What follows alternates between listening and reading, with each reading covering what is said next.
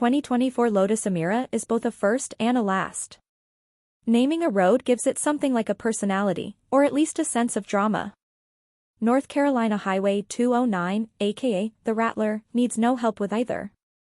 Its two-lane pavement ripples north-south in the mountains near the Tennessee border, traversing just over 36 miles of forest in the process. When it's not shimmying along cliff edges or rappelling into a tight ravine, 209 is shotgunning through narrow valleys dotted with churches and plots of corn. Some sections are so darkened by the tree canopy that shadows are rare on cloudless days, others offer breathtaking skyline views. Not all of those miles are famous. The Rattler's unofficial beginning sits roughly 12 miles north of 209's southern terminus, at the intersection of North Carolina State Route 1334, next to an old gas station and general store. Ride the Rattler, the sign reads. Starts here. Next 24 miles. 290 curves. The sign center holds a drawing of a snake and a grinning skull. At the bottom, in smaller type, are the words Ferguson Supply, the name of the store, and Rattler shirts inside. Some people like their fun roads with drama, a story, and a t-shirt, others just want corners and straights and to get on with it. Because he likes all of the above but also stupid jokes, your narrator simply left that intersection at full rip while making a face like Graham Hill and dreaming up nerdy sports car riffs on movie titles, two-lane t-shirt, Apex through the gift shop, etc. Colin Chapman, the engineering genius and master pitchman who founded Lotus Cars, would probably have liked all of this.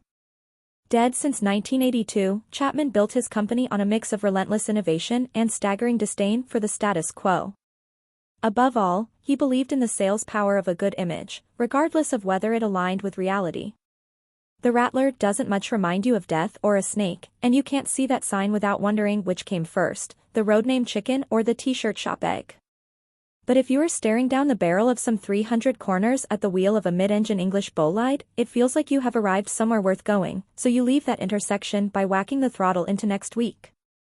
Lotus won't admit this directly, but the Emira is almost certainly a stopgap, the first new sports car model developed in the wake of the brand's 2017 acquisition by Chinese carmaker Geely, which also owns Volvo. Geely has been pumping money into Lotus for years, investing in this car, yes, but also in everything from a new automated factory to an upcoming line of mass-market EVs. Transliterated from Arabic, Emira means a princess. Fittingly, the Lotus's hardware is a kind of royalty, old of blood and long faded, if a bit shallow in gene pool. The Emira was launched in Europe for 2023 as a replacement for the aging Lotus Evora, a 2+2 sports car first sold in America for 2010. The former's bonded aluminum spaceframe is an update of the latter's, which makes it a kissing cousin to the chassis used in Lotus's smaller Elise, a model sold on our shores from 2005 to 2011 and with a platform rooted in the 1990s.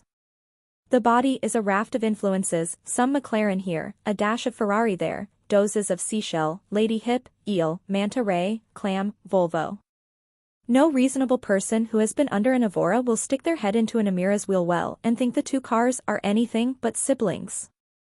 The Toyota-sourced 400 horsepower 3.5-liter V6 and the 𝙍𝙠𝙞𝙣𝙣 6-speed manual transaxle are essentially Evora carryover pieces.